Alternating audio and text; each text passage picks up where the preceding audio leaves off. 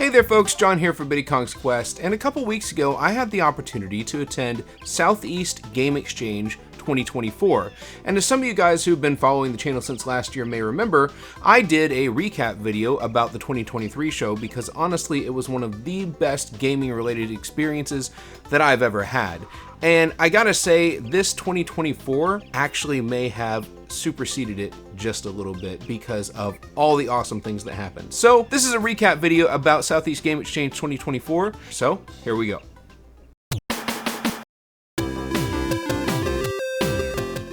Alright, first of all, so if you're not familiar with Southeast Game Exchange, it takes place in Greenville, South Carolina, which is about 5 hours away from where I live in Central Virginia. And like usual, when I go down to Siege, or really kind of go on any road trip, I try to stop at a couple of game stores along the way, on the way there, on the way back, something like that, and this time is no exception. I was able to stop at McKay's Books, which is one of my favorite places to go hunt for retro video games, because it has games, it has DVDs, collectibles, it has all kinds of really cool stuff, and it's one of those things where I kind of have to stop if I'm gonna pass by it because you just never know what you're gonna find. So before we get into the weekend's events, let's talk about the trip to McKay's and briefly cover how that went. Okay, so this is McKay's Books. Like I said, this is a new one. I have never been in this one before. It's actually much bigger than the other one that I had been to in the past. You know, you've got your Nintendo stuff. You know, you've got tons of NES games here. The prices are okay. All spoilers. Didn't pick up any real game stuff here just because Siege is coming, but they have a ton of DVDs and Blu-rays, and they are all super cheap. If you like physical media, oh my goodness, this is the place to go. You have got to try it. They had some good high value games here too. They had 2 Xenosaga episode 3s, which is kind of fun. That Last Guardian, I almost walked out with that. If I hadn't been going to a convention, I totally would have. I love The Last Guardian. And then you have the broken gaming consoles. Like I said, this is what I came in for. This is a broken Sega Genesis, and they did this thing where they packed controllers and cords with them, which is fine, but they kind of use it as an excuse to inflate the price. See, $25 there for a broken console. I'm not a huge fan. And then a loose yellowed Super Nintendo for $29.95. No, I will absolutely pass on that one. $10, $15, because I don't know what that thing looks like inside. As you can see, they also have some other stuff like music stuff, and they kind of just sell a ton of interesting stuff there. And yeah, it's worth stopping if you're interested in, you know, any of these things. All right, so we kind of struck out a little bit on games at McKay's, but don't worry, there's going to be a lot of games later on in the video. That said, I did get a ton of DVDs and Blu-rays for like between 95 cents and $3 at McKay's. It is a great place to go if you're looking for physical media, but that's a video for a different time. Let's get back to the actual trip. Now, I did say that I was going to go to another McKay's on my way to Southeast Game Exchange. However, I kind of spent a little bit too much time at that first one, and I decided to go ahead and head straight down to the convention because I wanted to get there to have dinner with Jay from Square Pegs and Chris from Game Dad Show and Thor from Hey It's Thor. And at Siege, they actually have a pre-show party at a local barcade called Pinky's Revenge. And I gotta say, it was a really cool barcade, had a really awesome atmosphere. They kind of converted an old warehouse building into like just a barcade. They had some musical performances that were really cool, but that said, it was super hot in there. Like, it was like, and again, it's an old warehouse. I don't believe they had air conditioning. It was just a bunch of fans everywhere. So after being there for probably about an hour, we all decided to go to get ice cream. So it was way too hot at Pinky's Revenge. So me and Jay from Square Pegs and his family and Game Dad and Thor from Hey It's Thor. There they are right there. Hi. Why did we come here? Why did we come here? Yeah. Because it's freaking hot. So we went out for ice cream at a place called Stanley's, and honestly, the ice cream was fine, but it was nice just to get out of the big, crowded barcade and just kind of catch up a little bit with these people that I really only get to see once a year. After that, we broke and went back to our hotels because we knew the next day was going to be absolutely nuts. But I did sit down to kind of give a little bit of a debrief on day one before I went to bed. So we're back. So that was the ice cream shop where we went, which had really good ice cream, but honestly the best part of it was just hanging out with Jay and Chris and Jay's family, and also Thor from Hey, It's Thor. And, you know, it's really fun because I haven't seen Jay in person since last year, and I'd never met Chris or Thor before. And both of them are really fun to hang out with. They're really, really cool people. So much so that when I was at Pinky's Revenge, the barcade, Chris walked up to me, he disappeared for a minute, then he walked up to me, and he's like, hey, I have been saving these for you for a while. And he actually brought me a couple of games. These are actually Sega Master System card games, and I'm trying to remember what the actual card is called, just the Sega cards. They're Sega cards. Now I haven't been collecting Master System for a little while, just because I kind of got most of the ones that I wanted, but I have been on the lookout for more of these Sega card games. So this is what they look like. So this is Ghost House. I haven't played this one. I've been meaning to pick this one up at some point, and again, it's kind of hard to find these in good condition. A lot of times you find them and it's just the card itself, or it's some aftermarket case. Now, this is an aftermarket case. It looks like somebody cut some foam there to make it easy to keep the game in place. I'll show you what the actual ones look like, but this is a normal DVD one. And then he also gave me Transbot, which is a cool one. Now, this one I have played a little bit and I had a lot of fun with, so I'm looking forward to revisiting it again. And this is what that's actually supposed to look like. So it's got the manual, it's got the little sleeve the card goes in, and you can see there's a slot there that those cards fit in. So that's pretty cool. And then also F-16 Fighting Falcon. Now this one I've heard of. This is kind of like if you've ever played Afterburner or like Top Gun on the NES or something, this is like one of those. And so that's what this one is. You can kind of see on the back there what you're looking at. But again, this one is just the game, and it's got the actual cue card case, but no manual, which again is fine because this is still better condition than you find these in a lot of times. Now, the other thing he gave me too is he printed me out some Biddy Kong's Quest stickers. So I'm gonna take one of these out. I actually haven't taken them out of the package yet. He can make these really, really high quality stickers. So this one's really cool. I'm gonna put this one on my road case that I brought with me because I just think it's really, really awesome that he can make these. So if you need stickers, Chris from Game Dad Show is your guy. He's the guy who you want to talk to. So that's it. And then I also realized I never showed my pickups from McKay's. Now I did say I didn't get any games. I got just DVDs and Blu-rays. So I got this stack of Blu-rays and DVDs, okay? I'm not a big DVD Blu-ray collector, like that's not what I collect, but I do want to have physical versions of the stuff that I like to watch and that my family likes to watch. So that's kind of what this is. Also, these right here. Now they have series, they have Blu-rays, they have all kinds of stuff. Got one of my favorite TV series, the first season of it, Fringe. If you've never seen Fringe, it is a really, really good show. I love this show, it's fantastic. So those are my pickups from McKay's, and honestly guys, that is just the preview. That is the warm-up round because we haven't even hit the show 4 yet. I have heard that Southeast Game Exchange is literally twice as big this year. We actually got to talk to the show organizer at Pinky's Revenge, and he said their goal was to make it so that you can't do it all in one day. So I imagine I'm going to be doing a lot of walking and a lot of looking around tomorrow. So there's going to be a ton of stuff. So stick around for that. It should be a really fun time. I'm going to go ahead and go get ready for bed. For you guys, it's going to be like a second until tomorrow. For me, it's going to be a few hours. And I'm really, really looking forward to what we find tomorrow. So with that, there you go. We'll see you tomorrow.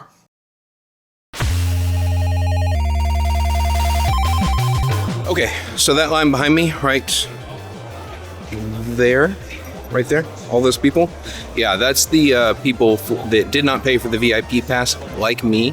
I didn't pay for the VIP pass last year, but the line wasn't quite as long. This is a really long line, so I'm gonna do that so you can see. Yeah, we're nowhere near the entrance. So if you want to avoid this when you're going to a convention, pay for the VIP pass. Anyways, we'll be in soon, and we'll see what the show 4 has. All right, and here we are. This is the main event, Southeast Game Exchange. I know this is the moment you've all been waiting for. Like I said, this is a really big show. Like, this show 4 was massive, and it took forever to get from one end to the other. So let's get started. one of the first things I ran across was this table with a bunch of boxed consoles, which are pretty cool. They had a boxed Sega Master System right there, which is pretty awesome. You don't see that very much. And then, they also had these art displays made out of consoles and controllers, which is cool. Here's some Game Gear games, but the real one here that I wanted to show, Mega Man for Game Gear. Bet you didn't know that one was that expensive. I would love to have that one. Probably won't happen. Then they had some Club Nintendo rewards and pre-order bonus rewards at this table, which I thought were pretty cool. And then there's this bin with stuff for 2 for $5. A couple of Mega Man things. Y'all know I love Mega Man, all things Mega Man. So I picked a couple of these up. And then I had a boxed Axiom Verge, the Multiverse Edition. Now this isn't the last Axiom Verge you're going to see. It's only the first, but the price wasn't bad on it. And then a Hat in Time. Gotta point it out, Hat in Time is an amazing game. You should try it. Ran across a few NES games next at some pretty good prices. Oh, and Little Red Riding Hood Zombie Barbecue. If you didn't know that's a game, it's a game. And then you had some other NES games here. This booth had great prices. $10 for Bubble Bobble. Oh my goodness, that's an amazing price. And all the games were like that, honestly. And then I found Gunsmoke. Gunsmoke for $15. I mean, that's like a $25 game. Really good deal there. And then Prinny. I just wanted to point this out. If you haven't played the Prinny games, they are awesome. Super hard, but super funny, and totally worth it. Had some box stuff that I ran across next. Some boxed N64 that's Japanese. It's one of those things that I came in here looking for, but the prices on these were not the best, and the Mario Party one's not really what I was looking for. But they also had some of these cool custom Game Boys. I love this Yoshi one and this Bulbasaur one. I thought both of those are really cool. That Kirby Game Boy Advance is also sick. Phalanx, one of the craziest covers for a shmup you'll ever see. And then they had a Blockbuster sign. I mean, come on, guys. You know I love Blockbuster stuff. I don't even know if it was for sale, but it was awesome. And then we had this table with a bunch of limited run stuff, and there was an Always collection. I know I talked about that a little bit on the channel before, but it was only $50 for the Always Collector's Edition, which I'm pretty sure was more expensive when it was new. And then the Axiom Verge Collector's Editions, I almost got those too. And then Pyramid. I don't know if I've ever seen a physical copy of Pyramid. Tiny Toons Cartoon Workshop, I will be doing a video on that, going, that's a really important game for me. Had to point it out. And then we found a Kirby and the Rainbow Curse. This is one of the things I actually came to the convention looking for, and hoping that I would find. This one's $35, which is pretty standard price. And then Billy Hatcher, man, I remember when this was a bargain game, and it is a shame that it is $60 now, but totally worth it. Okay, mid-lunch check-in. Got some stuff this morning. We'll go over pickups at the end. Went to the concessions. Really overpriced the food. I mean, I'm sure it's fine, but I brought a peanut butter sandwich, so we just did that. So, convention tip: if you don't want to pay the really high prices for the concessions and you don't want to leave and lose your parking space, bring a peanut butter and jelly or something. You can stick it in your backpack, and that's it. But that said, I got to come and eat lunch with Chris and Jay. He's over there just hanging out. That's okay. Hi. But yeah, we're gonna go out and look at more of the floor a little bit. I've made it maybe a little more than halfway through the floor. This place is huge. And then we're gonna go to Mort from Mort's Garage. He's got a panel at 4, so we're gonna do that. And we'll see what happens. So there you go. There's your midday update. Okay, back out on the show floor. I had to show this booth. This is one of my pet peeves when going to game conventions and even game stores. There were no prices on these games, which was absolutely bonkers. I was actually looking for a Castlevania Dawn of Sorrow. I just put this thing right back down because if there's not a price, I don't know what you're asking for it, which means you're probably going to just look up a charting price and tell me whatever that is, which that's a terrible way to start. Tell me what your stuff's worth. If you want me to walk away, that's how you do it. This was cool though, a prototype of Killer Instinct for the Game Boy. I love seeing prototype carts. You don't see a lot anymore, but you see most of them at conventions and places like this. And then there was this place that had these awesome 3D prints. Like, these ones were super detailed. You rarely see ones like this, and they were just so cool. And then next, I found a Quattro cartridge. If you're unfamiliar with these are kind of bootleg-ish carts, unofficial carts. that had 4 games. They had like dip switches in the back, and this is another unlicensed one, where you actually had to flip the dip switch to a certain point if you had certain revisions of the NES, or the game wouldn't work. Fascinating stuff, what they used to get around the lockout chips. And then a bin of Japanese N64 games, which I thought was pretty cool, but most of these were, they were out of the box, and they weren't really great prices, so I kind of passed. So that afternoon did not go exactly as planned, and one of the things you learn going to a convention is that you kind of have to be prepared for the unexpected. I mean, it's an absolutely crazy time. There's so much stuff going on. Austin, the director, came up and asked if we would go take a look at some of the indie games that were there. And it was really kind of fun to go around and talk to the developers of these games and just kind of get their story and see where they were. One of the games, I think it was called Parallel, was kind of inspired by Mirror's Edge. And one of the people that was going around with me was Jay, and Jay was on the QA team for Mirror's Edge, and so that was just such a cool thing for her. One of the other devs was developing his game, trying to kind of cater to speedrunners, and I am a speedrunner. I ran in AGDQ in 2021. And so being able to give him my perspective and I think he really enjoyed having somebody that actually does do speedruns, test his game and do some stuff like that. And then there was another one called Tiny Kingdoms that was just freaking amazing, some of the stuff that they were doing. And I would highly recommend going to check any one of these out. They were all really cool projects. And then on top of that, we got to do some tabletop gaming stuff too. There was one called Sunrise Mechanite, which was absolutely insane, the amount of detail that they put into this game with figures that you change parts on and all kinds of other stuff. There are several other tabletop games too.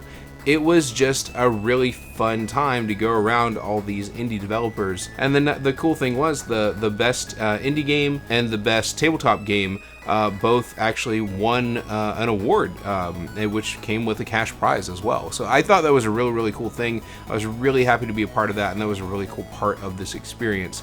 That kind of took us through the end of day one on the show floor, and after that, we decided to go get dinner at this really, really awesome barbecue place called Lewis Barbecue. And I gotta say, it was some of the best brisket that I have ever had in my life. It wasn't cheap, but if you end up going to Greenville and you like barbecue, man, I would say this is like a must-stop kind of place. I got the brisket.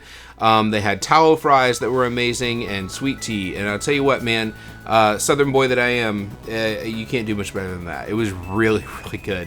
And then after that barbecue, we kind of broke again and we went back to our hotels.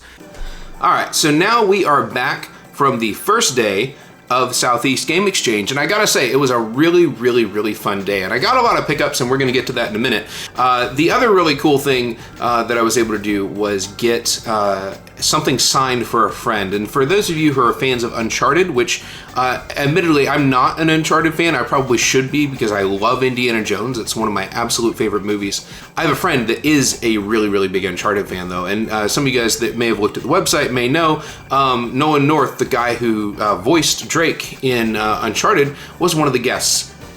And because I was back behind the guest tables hanging out with some of the people there, I happened to see him when he passed by, and I was able to get this copy of Uncharted signed by Nolan North for a really good friend of mine who is an absolutely huge Uncharted fan. I'm really looking forward to giving it to him. So that was another really cool thing that I got to do this afternoon. And then we kind of went over and just did a little bit of looking around the show floor, kind of right as everybody was about to close.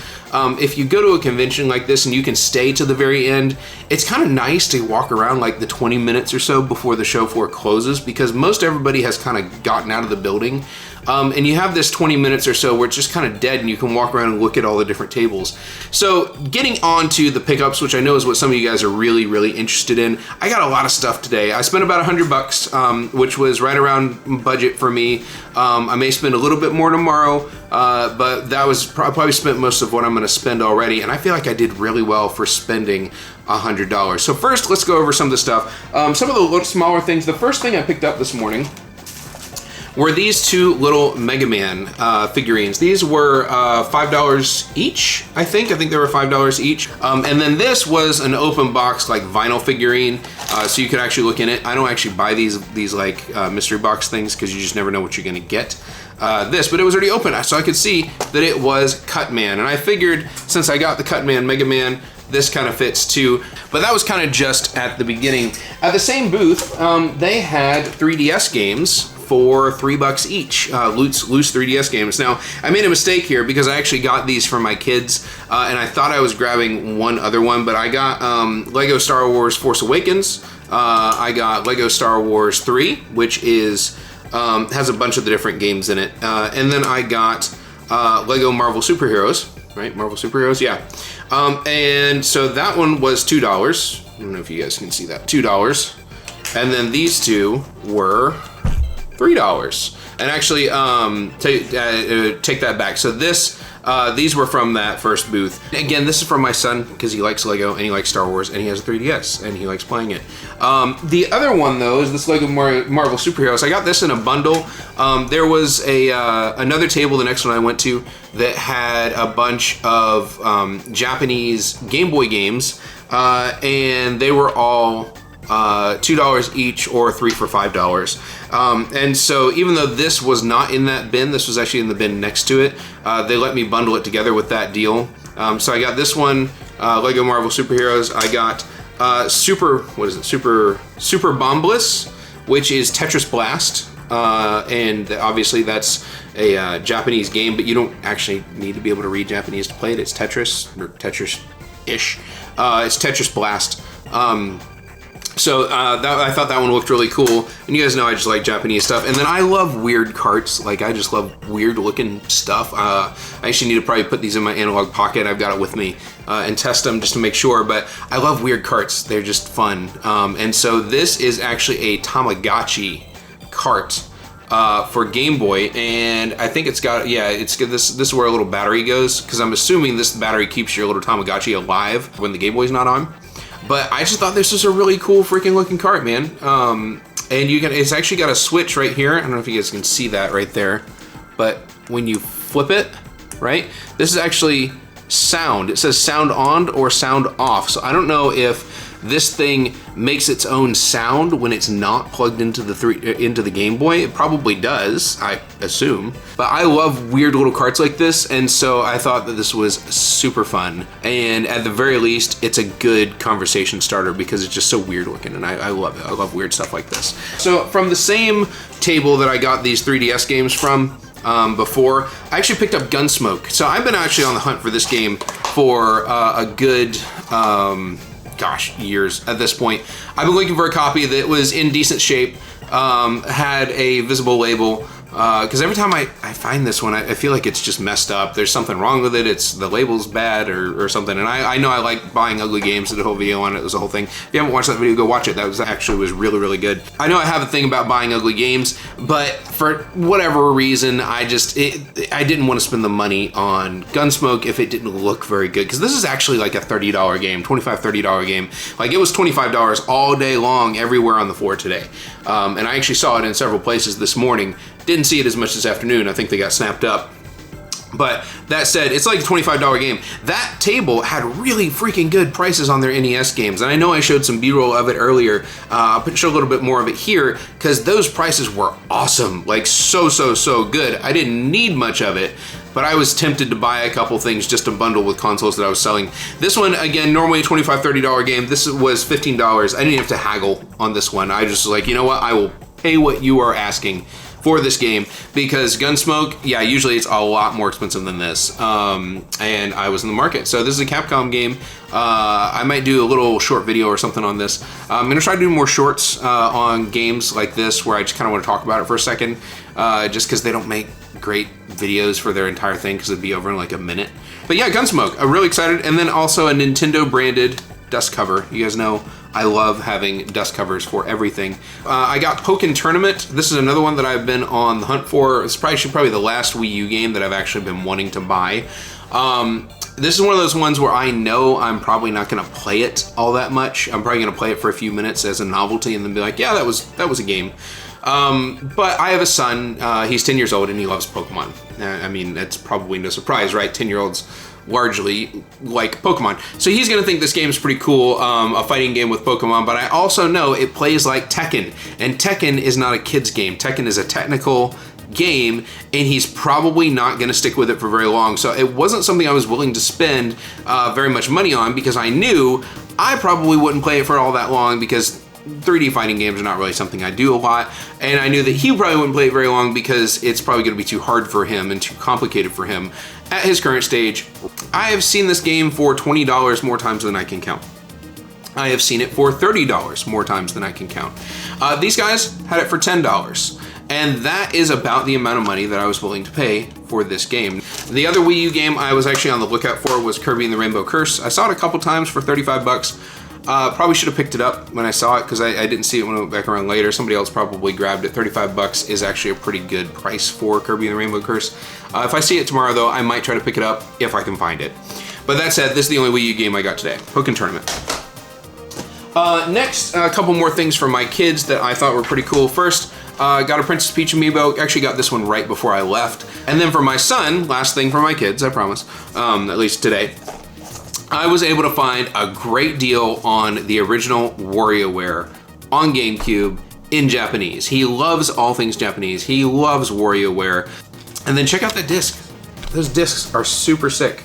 Like, Japanese box art and things are just awesome. And I think this is really cool too. On the Japanese GameCube games, on the Japanese GameCube games, did you know that one, they come with dust covers, which is pretty sick.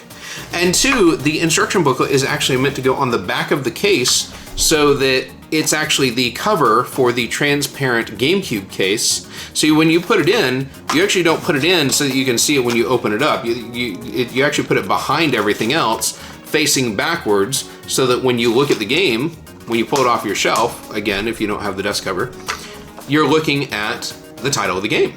And I think that's really cool. It's a cool design thing. Not a lot of people know it about Japanese GameCube games. I did see some Japanese N64 stuff boxed. It was stuff that I already had, unfortunately. Still on the hunt for that Japanese Smash Brothers box, because that box is super sweet. It's such a cool box. And that's about it for the small stuff. And then I did splurge on one thing for myself. We will do an unboxing of this. The special edition of Alwa's collection, because I absolutely adore the Alwa's games. Now, to be fair, I actually already do own this on the Switch. Just the cartridge itself, or the cartridge and, you know, just the normal Switch case. This game is kind of a special thing for me because I went to play it, I guess maybe 2 years ago, because I had heard that it was good, right? That was kind of it. I knew it was a Metroidvania. I knew it was 8-bit. And the whole time I'm playing it, I'm like, this kind of feels familiar. Like, I feel like I've played this before. I feel like I've heard this music before. And it took me until I got to the final boss. I'm like, why do I know this game? Why does this feel so familiar? And I got to the final boss and I saw it and I was like, oh, this is that one. So I saw this game and I came in real late into the run when somebody was running this, well, this anyway, for AGDQ. One time, or maybe it was either AGDQ or SGDQ, and I'm pretty sure it was for the AGDQ that I ran Calit's Gamers for Kids in, or Calit's Gamers Second Adventure in. I think that it was part of the NES block. I think I watched it, you know, a few hours before my own run, and I was like, this game's really cool. I want to try this sometime, and then, you know, like you do sometimes, I immediately forgot about it, and I could not remember what game this was that I knew that I wanted to try. I was distracted with other things, and I didn't write it down. I couldn't go back and find the stream later. I couldn't figure out where this game was, and so I got to the end of the game, and I saw this boss, and I'm like, oh my gosh, this is the boss. I've been playing that game the whole time, and I didn't know. Now you may be like, John, you're an idiot. You should have known that. You should have recognized it ahead of time. Yes, you are right. However, I didn't. And it was this really cool moment of realization for me. So a game that I already knew that I loved from playing it, then I realized I was able to attach it to a memory that I had from, you know, a couple years prior. And it was just this really, really cool moment. And that at that point cemented this as like, okay, this is one of my games. Like, this is one of the ones that I absolutely love. This was 50 bucks. 50 bucks for this big old collector's edition, and it's got a bunch of stuff on the back. You can see right there. we will do an unboxing video at the workbench of this, because I don't actually know all that's in it myself other than just looking at the pictures.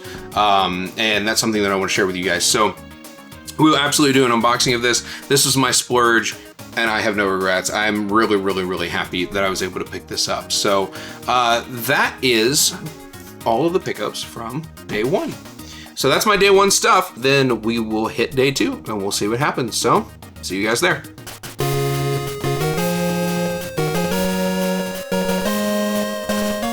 Okay, so we are here at day two of Southeast Game Exchange. I just had some breakfast with some friends. That was a lot of fun. And the convention hall doesn't open until 10. And like we said yesterday, I did not pay for the VIP pass. So I'm just hanging out here, waiting in line, waiting to get in. And hopefully we should be able to find some cool stuff this morning, because we got some cool stuff yesterday.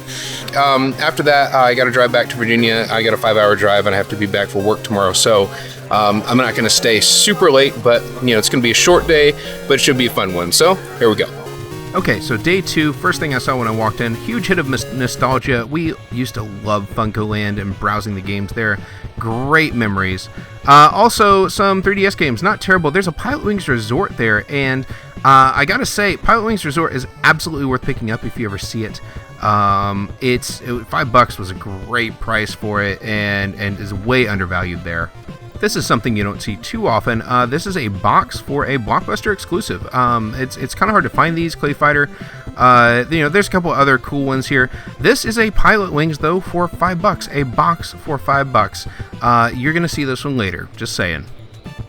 And then also I found the manual for $8 and tried to work a deal. So here's how that went. I'm going to get both of these. Would you guys do 10 for both? Yeah, I can do 10. Awesome, thank you so much. Okay. Are you doing cash or phone? Cash. Yeah, Oh yeah, cash yeah. I never ask that question when I don't have cash. So Yeah. I totally get it. And there you go.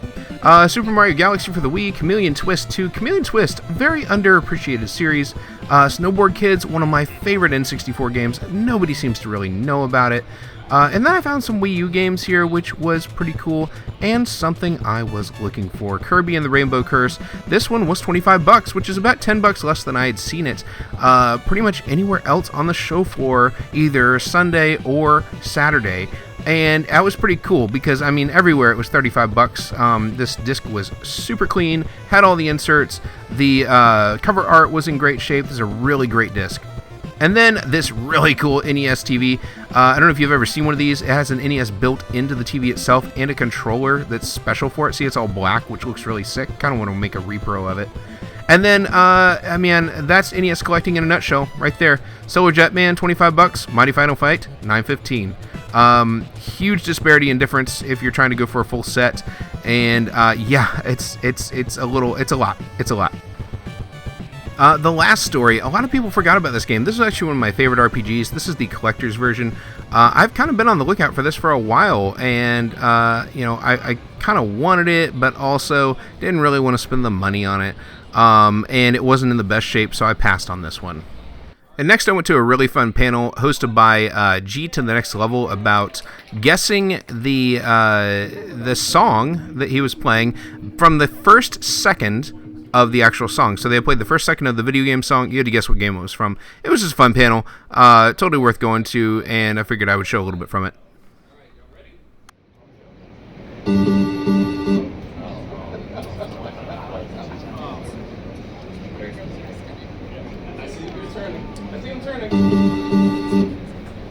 You got it, Dan. You got this.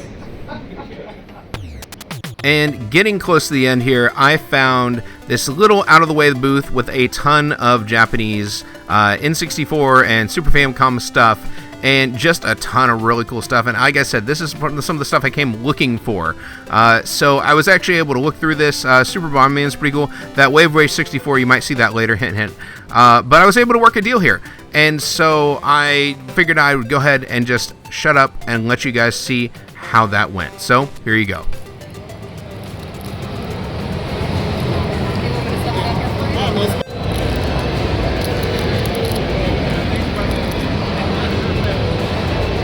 Would you guys do these 3 for 15? Yes. Cool. Appreciate it. Great. And if we have one more game too. Sure. Yeah. Oh, thank you so much. That's a good one right there. I know, I love this game. All right, so we're here at the end of what's been an incredible time at Southeast Game Exchange. Just hanging out with friends, hanging out with Jay and Chris, and get to finally meet John Riggs in person for the first time. We've collaborated on several videos in the past, and I've actually never met him in person. I've even done some other side projects with him, but again, I have never actually gotten to shake the guy's hand, so that was really, really cool to actually meet him in person for the first time. And then just hanging out with Jay and Chris and the others. It was really all a lot of fun. But at the end, I actually kind of went around the show floor to see what pickups I could get, because at the end of a convention, a lot of times people put stuff on sale, and that's when you get all of the best deals. Now, one of the first things I picked up, I noticed that booth, which I showed B-roll of earlier, had boxes, like folded boxes, and at first I looked at it and they were folded really nice. I thought that they were just repro boxes, which I was not interested in. But then I came to realize, these aren't repro boxes. They took the time to actually collapse the boxes and put them in their own little neat sleeves, which I don't know if I've ever actually seen in a store before, but that was awesome. So I was flipping through and I saw that they had a box for Pilot Wings. And this is a really faded box.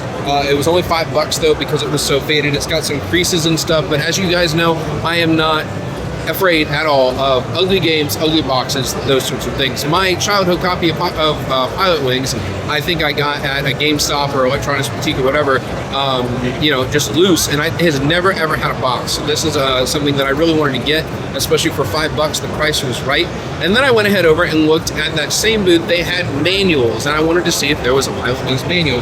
And after searching, one of the last ones I found, I actually did find a Pilot Wings manual. This was $8. And I was able to actually do a bundle deal. Always ask, especially on the last day, if people are willing to bundle stuff together. I was actually able to bundle these together for $8 and $5. I was actually able to get them for $10, so $3 off. Also, always carry cash with you, especially when you're trying to haggle. People are much more likely to say yes to you if you have cash rather than a credit card, because credit cards cost extra money for them to process. There's a fee that gets taken off the top for them. If there's cash, then you may actually get a better deal because they don't have to pay those extra fees. So I was able to get complete, not with the inserts, but basically complete my Pilot Wings unboxing manual for $10, which was really cool, especially since that's a childhood copy of mine that I kind of been wanting to complete for a while. And then the deals really started rolling in. And I think yesterday I said that Pokken Tournament was like the last Wii U thing I was looking for to fill the holes. I was actually wrong. I forgot. I was looking also for Kirby and the Rainbow Curse, and I actually came to the convention looking for this specifically and looking for a good deal on it. Now, market value for this thing is about $35, which is what I was seeing all day long, all the time, several times yesterday. That's fine. I was kind of willing to pay $35 because I didn't really want to walk away without it, but also I was willing to leave if I had to, if I didn't find it, a really good deal. I walked by this booth, and this booth had it listed for $25. I don't know if you guys can see that because my camera's too wide, but this was $25. So $10 under whatever market value is, and it came with the inserts, it came with the disc. The disc is clean. Always check your discs when you buy from conventions first. But the disc is clean, and I'm really excited to have this. This is one that I have been wanting for a while. This will actually complete the Kirby collection. I think I have every Kirby game now. And my son, my oldest, is a huge Kirby fan, so I know he's going to love this. We'll hook up the Wii U, play Pokemon Tournament, play this, have a good old time. The next thing that I got is, I went by this booth in the back, and I realized just how many things I skipped yesterday, just because there were so many people and it was so overwhelming.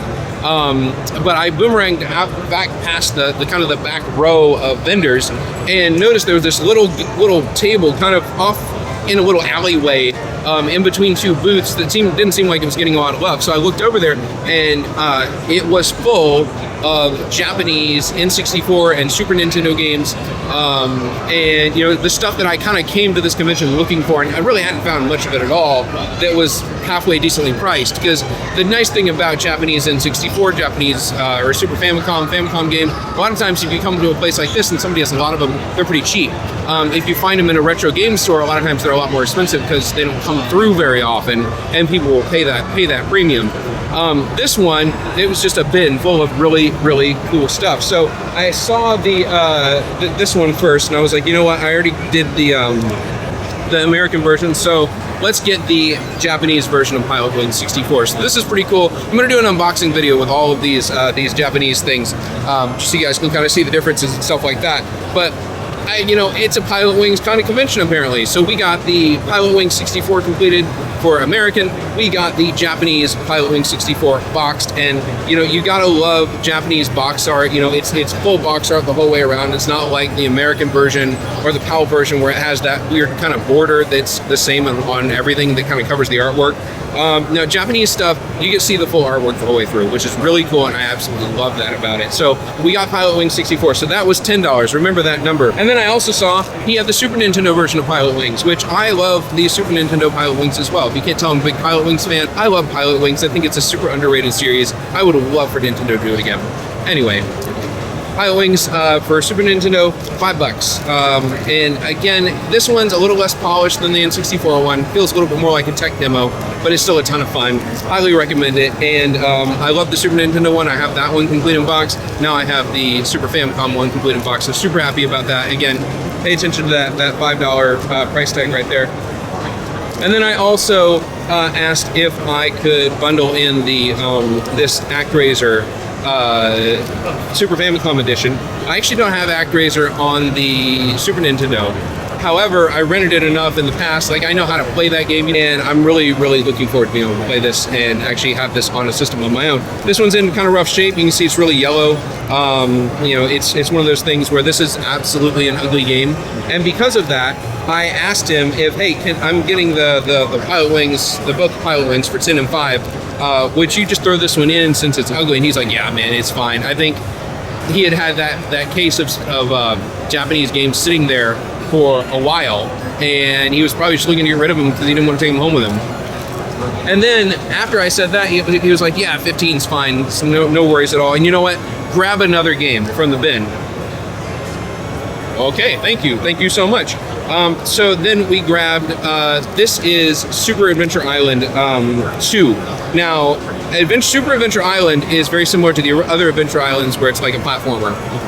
It's actually a lot similar to Adventure Island, more similar to Adventure Island 1 than it is to Adventure Island 2 or 3. They kind of went back. This is Super Adventure Island 2, and Super Adventure Island 2 is actually a Metroidvania. It's not anything like the other ones. I mean, in the platforming aspects it is, and some of the graphics, but this is a Metroidvania. You go and you find items, and there's places that are gated off and all kinds of stuff. This is a fantastic game if you've never played this game, and there's not a ton of reading in it. I mean, there's a little bit of talking to people, but nothing you would really have to do in order to actually beat the game. So this is a fantastic game. And he was like, yeah, take another one. So I'm like, yes, I will take this one right here, because the American version of this is very expensive.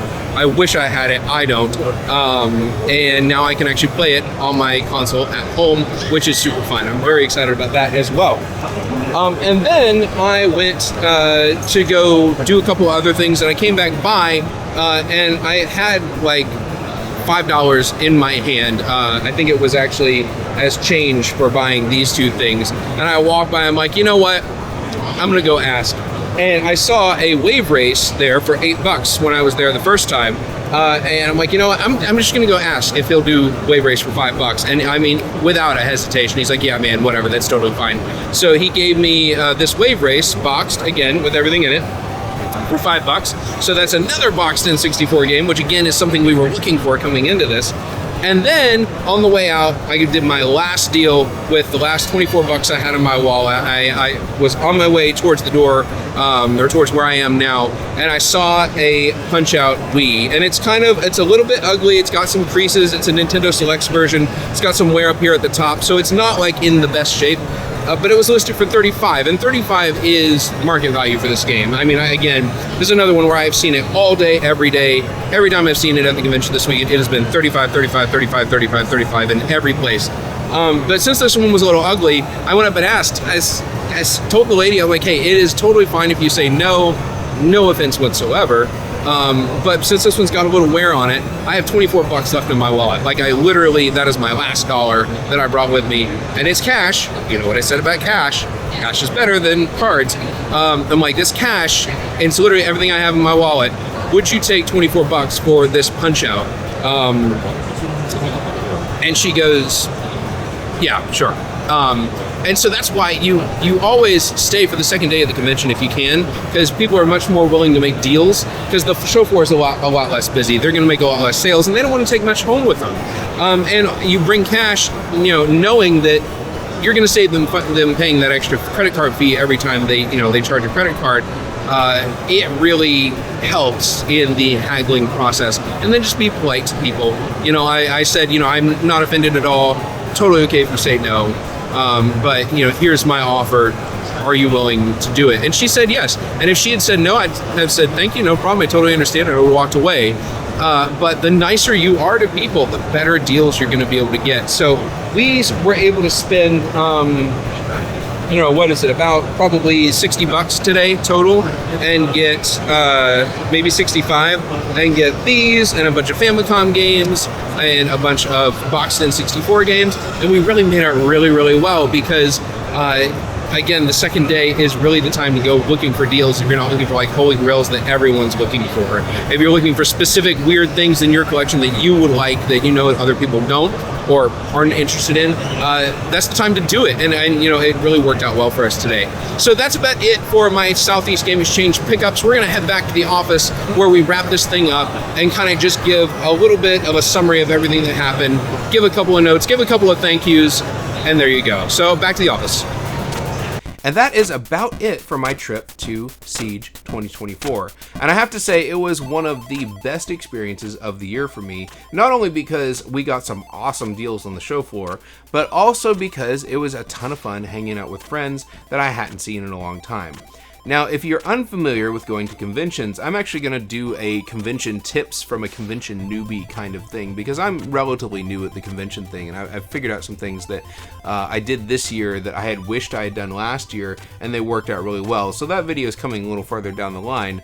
But I will say, if you're going to go to a convention, try to go with people if you can. It is so much more fun sharing that experience with other people. Now, for me, it was I drove down there by myself, and I met the people that I was going with there, and we were able to have a ton of fun and hang out and everything like that. But it is so much more fun to go with somebody than just to go by yourself. And I would say that is one of my biggest pieces of advice, because again, it was a cool show, and it was tons of games, and we got good deals and everything else, but the best part was the people. The best part was hanging out with people. Getting to meet John Riggs in person for the first time, even though we've collaborated on several projects, and I've had done some guest segments on his YouTube channel and stuff like that. Getting to talk to Jay from Square Pegs again, and then getting to meet Chris from Game Dad's show, which, we've been friends online for years, but I've never actually met him before. And it was a ton of fun meeting him and just getting to talk to him, and just getting to talk about stuff not even related to gaming, talking about YouTube stuff, but also talking about film and movies and all kinds of other stuff too. And it was just a ton of fun going with people.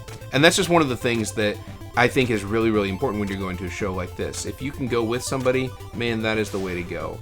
That said, it was just an awesome experience all around, and it was one of those things that I feel like it's got to be a yearly thing at this point, because this is my big convention that I go to, and it's just so much fun to share the story of kind of how the weekend unfolded with all of you. We'll be back again with something that's probably a little more scripted next time, a little bit more produced.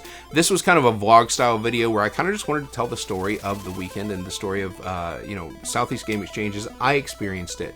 If you went to Southeast Game Exchange, or if you've been to another convention this year, please, post comments down in the comment section below. I'd love to hear about it. And there's a chance I may be going to a couple other conventions this year, just again as an attendee, and I'll mention it if I do. And if you're around, maybe you can and say hi too. But that said, it has been a ton of fun sharing this with all of you. We're going to get back to regular content again here pretty soon. I've got a couple of videos that are almost done. They're like this close. And a couple of ideas for stuff that we can do pretty quickly and get this channel a little bit more active again. But until then, thank you guys so much for watching. Like, comment, subscribe, do all the YouTube stuff, and I'll see you all next time.